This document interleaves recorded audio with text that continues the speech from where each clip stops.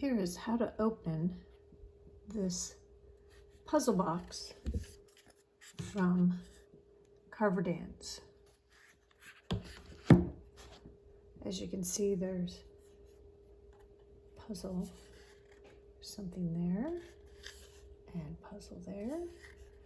And the trick here is to remove his paw.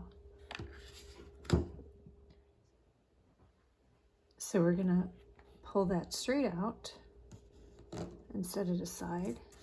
And then we can slide this open to reveal the inside.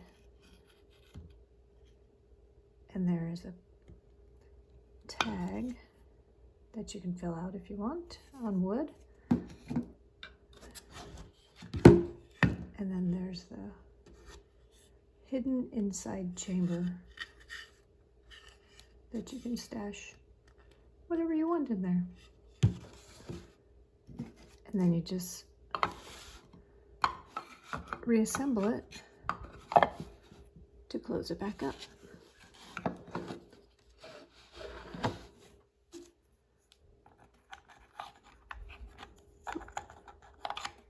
And there you go. The box is put back together.